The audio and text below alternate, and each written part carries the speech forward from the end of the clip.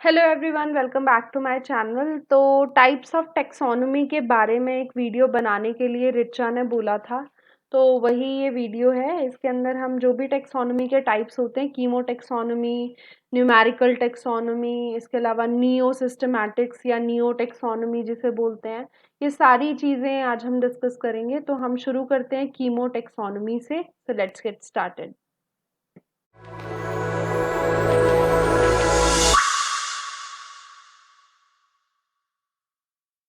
तो कीमोटेक्सोनोमी क्या होता है? कीमोटेक्सोनोमी जैसे नाम से पता चल रहा है, केमिकल्स की हम बात कर रहे हैं, तो इसे केमिकल टेक्सोनोमी या कीमो सिस्टमैटिक्स भी बोलते हैं। जो भी टेक्सोनोमी होती है उसका मेजर जो काम होता है वो होता है क्लासिफिकेशन में हेल्प करना। तो जो भी टेक्सोनोमी के टाइप्स हैं वो क्लासिफिकेशन में किसी ना किसी तरीके से हेल्प कर रहे हैं। फॉर एग्जाम्पल, कीमो टेक्सोनोमी जो होगा वो क्लासिफिकेशन में हेल्प करेगा based on the differences and similarities in the chemical composition of the organism. कोई भी स्पीशीज है, उसकी केमिकल कंपोजिशन क्या है, बायोकेमिकल कंपोजिशन क्या है, उसके बेसिस पे हम क्लासिफाई करें तो उसे कीमोटेक्सोनोमी बोलते हैं। दो टाइप के केमिकल्स होते हैं, कुछ लो मॉलिक्यूलर वेट होते हैं, उन्हें माइक्रो मॉलिक्यूल बोलते हैं। हाई मॉलिक्यूलर वेट होंगे तो मैक्रो मॉलिक्यूल बोलेंगे। लो मॉलिक्यूलर वेट जो होते हैं इसमें अमीनो एसिड्स, एल्केलॉइड्स, टर्पेनॉइड्स वगैरह आते हैं। हाई मॉलिक्यूलर वेट जो होते हैं इसमें डीएनए, आरएनए, प्रोटीन, पॉलीसेकेराइड्स वगैरह आते हैं। अगर हम कैटेगरीज की बात करें कि कौन कौन से कंपाउंड्स हैं जो हम कीमोटेक्सोनोमी में यूज कर सकते हैं, तो पहले आते हैं प्राइमरी मेटाबोलाइट्स। प्राइमरी मेटाबोलाइट्स होते हैं जो नॉर्मल फंक्शनिंग जो भी प्लांट की हो रही है उसके लिए चाहिए होते हैं। ठीक है, तो फंडामेंटल मेटाबॉलिक पाथवेज में जो भी कंपाउंड या केमिकल्स इन्वॉल्व होंगे उन्हें हम प्राइमरी मेटाबोलाइट्स बोलेंगे। क्योंकि ये प्राइमरी पाथवेज में इन्वॉल्व है इसीलिए इनकी यूनिवर्सल अकरेंस होती है, यानी सभी प्लांट्स में, सभी स्पीशीज में ये देखने को मिलेंगे। तो इन्हें हम डिस्टिंग्विश करने के लिए, क्लासिफाई करने के लिए कैसे यूज करेंगे, तो उसका सिंपल सी चीज होती है, प्रेजेंट ये सब में है बट सेम क्वांटिटी में प्रेजेंट नहीं होते, तो उनकी क्वांटिटी के बेसिस पे आप क्लासिफाई कर सकते हो। फॉर एग्जांपल, सीडोहैप्टिलोज नाम का जो कंपाउंड होता है ये सीडम नाम के प्लांट में ज्यादा मिलता है। तो आप सीडम की जो भी कैटेगरी है उसको अलग कर सकते हो दूसरी कैटेगरी से जिनके अंदर ये कम अमाउंट में या नॉर्मल जितना भी अमाउंट इसका होता है उसमें एग्जिस्ट करता है। दूसरे जो आते हैं वो सेकेंडरी मेटाबोलाइट्स होते हैं, और हम जनरली कीमोटेक्सोनोमी में सेकेंडरी मेटाबोलाइट्स को ही यूज करते हैं क्लासिफाई करने के लिए। क्योंकि सेकेंडरी मेटाबोलाइट्स जो होते हैं ये असेंशियल नहीं होते प्लांट की फंक्शनिंग के लिए, ये सिर्फ प्रोटेक्शन, डिफेंस वगैरह प्रोवाइड करने में मदद करते हैं और अलग अलग टाइप के होते हैं, सब स्पीशीज में सेम एग्जिस्ट नहीं करते, इसीलिए इनका यूज कर सकते हैं हम। इनकी रिस्ट्रिक्टिव अकरेंस होती है, मतलब बहुत ज्यादा एग्जिस्ट नहीं करेंगे, बहुत कम अमाउंट में एग्जिस्ट करेंगे। Example, glycosides. ग्लाइकोसाइड्स जो होते हैं इनके अंदर क्या होता है कि ग्लाइकोसाइड ऐसे कंपाउंड है जिनके अंदर शुगर होगी प्लस नॉन शुगर होगी, मतलब दो चीजें साथ में जुड़ी हैं ग्लाइकोसिडिक लिंकेज से या ग्लाइकोसिडिक बॉन्ड से, तो इन्हें ग्लाइकोसाइड्स बोला जाता है। एग्जाम्पल, क्रूसीफेरी, मोरिंगेसी, ये जो फैमिलीज है इनके अंदर ग्लाइकोसाइड्स बहुत ज्यादा आपको देखने को मिलेंगे। वैसे ही ग्लूकोसाइनोलेट्स भी होते हैं, sulphur and nitrogen containing compounds होते हैं ये, एंड ये आपको ब्रासिकेसी फैमिली में बहुत मिलेंगे। तो आप ग्लूकोसाइनोलेट्स के बेसिस पे ब्रासिकेसी फैमिली मेंबर्स को डिस्टिंग्विश कर सकते हो दूसरे फैमिली के मेंबर्स से। नेक्स्ट, एल्केलॉइड्स भी आते हैं, नाइट्रोजन कंटेनिंग होते हैं ये भी, जैसे रूबिएसी, एपोसाइनेसी में काफी मिलते हैं। वैसे फिनोलिक कंपाउंड्स होते हैं जिनमें से एक एग्जांपल फ्लेवेनॉइड है, और ये वैक्यूल वगैरह में एग्जिस्ट करते हैं। तो वो आपको पता चल जाएगा जैसे जैसे क्लासिफिकेशन करते हैं, जो भी टेक्सोनॉमिस्ट्स करते हैं उन्हें आइडिया होता है कि कौन से केमिकल किस फैमिली के अंदर होते हैं, तो क्लासिफिकेशन ईजी हो जाती है। जैसे मान लो आपको एक न्यू प्लांट मिला, उस प्लांट के अंदर आपको नहीं पता कि उसको क्लासिफाई कैसे करना है, लेकिन उसके अंदर आपको ग्लूकोसाइनोलेट मिले तो हो सकता है कि वो ब्रासिकेसी फैमिली से हो। तो इस तरीके से क्लासिफिकेशन काफी इजी हो जाती है। तीसरी कैटेगरी जो होती है ना, एक तो मैंने आपको प्राइमरी मेटाबोलाइट्स बताए, एक सेकेंडरी मेटाबोलाइट्स बताए, और तीसरे मैक्रोमोलिक्यूल्स होते हैं जिसमें डीएनए, आरएनए, प्रोटीन, पॉलीसेकेराइड वगैरह आते हैं, तो उनके बेसिस पे भी क्लासिफाई करना पॉसिबल है। तो मैंने आपको कीमो टेक्सोनोमी बता दिया है, अब हम न्यूमेरिकल टेक्सोनोमी के ऊपर आते हैं। न्यूमेरिकल टेक्सोनोमी की फेनेटिक्स की मैंने एक अलग से वीडियो भी बनाई है, तो वो प्लीज देख लेना, उसके अंदर ज्यादा डिटेल में है। यहाँ मैं आपको सिर्फ टाइप्स के बेसिस पे बता रही हूँ, जो भी होते हैं टाइप्स। न्यूमेरिकल टेक्सोनोमी को हम टेक्सीमेट्रिक्स या फेनेटिक्स बोलते हैं। ये जो होता है बेसिकली कैरेक्टर स्टेट्स के बेसिस पे डेटा जो है वो कलेक्ट करते हैं हम, और कंप्यूटर वगैरह की मदद से क्लासिफिकेशन जो है वो काफी ज्यादा जल्दी हो जाती है, फास्ट हो जाती है।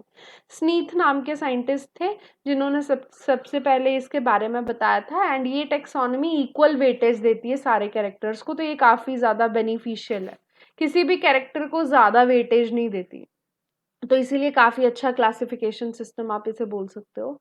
इसके दो प्रिंसिपल होते हैं, एक होता है पहले टेक्सोनोमिक ग्रुप बनाना, और दूसरा है कि टेक्सोनोमिक ग्रुप्स को एक दूसरे से डिस्क्रिमिनेट करना या डिस्टिंग्विश करना। तो कंस्ट्रक्शन कैसे करेंगे, इंडिविजुअल सिलेक्ट करेंगे, कौन कौन से प्लांट्स ऑर्गेनिजम्स आप ले रहे हो, उनके कैरेक्टर्स देखोगे, स्पॉट करोगे कैरेक्टर्स, जितने ज्यादा कैरेक्टर्स उतनी ज्यादा अच्छी टेक्सोनोमी जो भी क्लासिफिकेशन है वो पॉसिबल होती है। तो इसीलिए हमें ज्यादा से ज्यादा कैरेक्टर्स लेने होते हैं, और उन कैरेक्टर्स की जो भी रिजेम्बलेंस है वो सारी कंप्यूटर करता है। डिस्क्रिमिनेशन जो है वो नियो एडनसोनियन प्रिंसिपल्स के बेसिस पे होती है। बेसिकली हम जो भी ऑर्गेनिजम्स हैं आपके पास उन्हें कुछ यूनिट्स में डिवाइड करते हैं, वो उन यूनिट्स को ओटीयू बोला जाता है, ऑपरेशनल टेक्सोनोमिक यूनिट्स। तो इनके अंदर आप ऑब्जेक्ट्स को, ऑर्गेनिजम्स को क्लासिफाई करोगे, कैरेक्टर्स को न्यूमेरिकली रिकॉर्ड करोगे। बेसिकली हर एक कैरेक्टर को दो स्टेट दी जाती हैं, और 0 या 1 इस बेसिस पे। तो जैसे मान लो ब्रैक्ट्स हैं, तो ब्रैक्ट्स प्रेजेंट तो 1 लिख देंगे, ब्रैक्ट्स एब्सेंट तो 0 लिख देंगे। इस तरीके से कैरेक्टर स्टेट्स यहाँ दी जाती हैं, 0 1 जनरली देते हैं हम। एंड जो भी कैरेक्टर्स वगैरह हम लेते हैं, 0 1 की जो भी हमें वैल्यूज मिलती हैं उसके बेसिस पे हम डेटा मैट्रिक्स बनाते हैं, एक टाइप की इस तरीके का एक मैट्रिक्स बनाते हैं, जिसके अंदर कहीं 0 लिखा होगा, कहीं 1, इस तरीके से होता है। और कंप्यूटर बेसिकली उसे बनाता है, क्योंकि बाइनरी लैंग्वेज है ना 0 1, इसीलिए हम दे रहे हैं। तो बाइनरी लैंग्वेज से कंप्यूटर जो भी कंप्यूटेशन का पार्ट होता है उसे इजीली कैरी आउट कर पाता है। जिन भी ऑब्जेक्ट्स की सिमिलैरिटी होती है उन्हें पास में रख देते हैं डेटा मैट्रिक्स में, और जिन जो डिसिमिलर होते हैं उन्हें दूर रखते हैं, तो वो भी आपको याद रखना है। और इनसे जो भी एक ग्राफ टाइप का बनता है उसे फिनोग्राम बोलते हैं, तो फिनोग्राम इससे हम बना सकते हैं। फाइलोजेनेटिक क्लासिफिकेशन के लिए इसको हम इतना यूज नहीं कर सकते, क्योंकि फिनोग्राम बना रहे हैं, ठीक है, फाइलोग्राम नहीं बना रहे हैं, ये चीज याद रखना।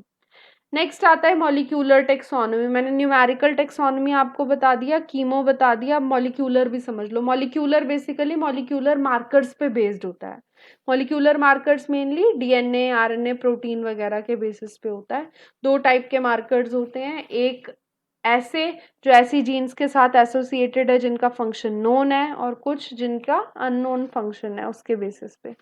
जैसे एग्जाम्पल आइसोजाइम, आइसोजाइम जो है प्रोटीन मार्कर्स होते हैं बेसिकली। ये आइसोजाइम क्या बोला जाता है, allelic variants of the protein, मतलब एक ही प्रोटीन है उसके डिफरेंट डिफरेंट डिफरेंट कैटेगरीज, तो उन्हें आइसोजाइम बोलेंगे। तो जेल पे इन्हें देखा जा सकता है, ज्यादातर मॉलिक्यूलर टेक्सोनोमी में हम जेल वगैरह का यूज करते हैं, जैसे आरएफएलपी हो गया, इसमें भी जेल पे आपको रन करना पड़ेगा, तब जाके आपको पता चलेगा। रेस्ट्रिक्शन डाइजेशन करवाओगे, यहाँ पे आप जो भी पैटर्न मिलेगा उन्हें डिफरेंट स्पीशीज में जितनी भी आपने ली हैं उन सब के अंदर आप देखोगे उनके अंदर क्या पैटर्न में सिमिलैरिटी है क्या नहीं है। यहाँ पे बस एक दिक्कत होती है कि ज्यादा डीएनए चाहिए होता है, और प्रायर सीक्वेंस की नॉलेज भी चाहिए होती है, तभी आपको पता होगा कि कितने रिस्ट्रिक्शन फ्रेगमेंट्स बन सकते हैं या कहाँ कहाँ पे रिस्ट्रिक्शन साइट्स प्रेजेंट हैं। सिमिलरली आरएपीडी का यूज कर सकते हैं, random amplification of polymorphic DNA. इनके बारे में मैंने वीडियो अलग से बनाई है, तो अगर डिटेल में पढ़ना है तो उस वीडियो को जरूर देख लेना। आरएपीडी जो होता है वो बेसिकली वेट के बेसिस पे, साइज के बेसिस पे आप जेल के ऊपर उसे जो भी फ्रेगमेंट्स आपको मिलेंगे, रैंडमली एम्पलीफाइड फ्रेगमेंट्स, उन सबको देख सकते हो, और उनके जो भी पैटर्न बन रहा है उन्हें आप को रिलेट कर सकते हो, सिमिलैरिटी देख सकते हो डिफरेंट स्पीशीज की।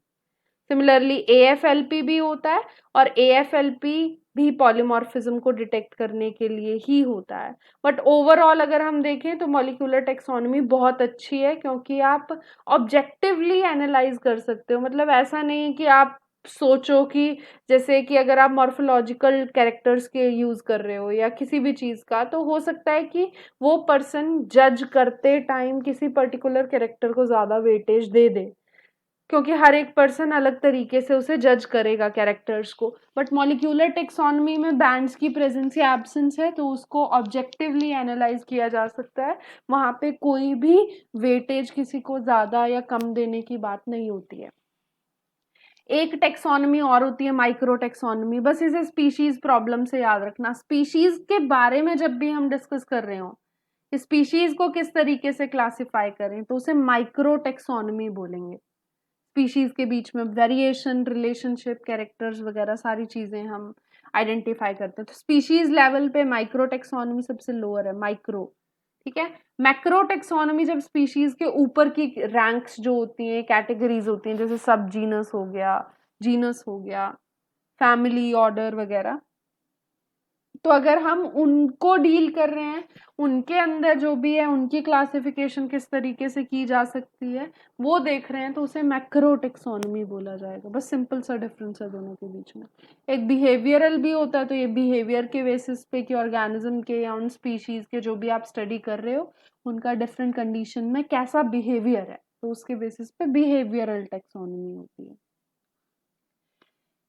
एक लास्ट नियो टेक्सोनॉमी आती है, इसे नियो सिस्टमैटिक्स भी बोलते हैं एंड बायो सिस्टमैटिक्स भी बोलते हैं। हक्सले थे जिन्होंने इसके बारे में कॉन्सेप्ट दिया था, और इन्होंने बोला था कि स्पीशीज जो है वो इवोल्यूशन का प्रोडक्ट है, मतलब ऐसे ही नहीं बन गई है, इवोल्यूशन होने के बाद स्पीशीज जो है वो डेवलप हुई है।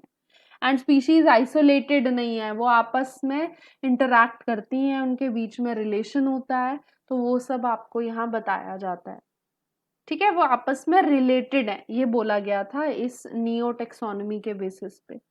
एंड यहाँ पे सब स्पीशीज और पॉपुलेशन पे ज्यादा फोकस किया जाता है, स्पीशीज पे नहीं किया जाता। ठीक है।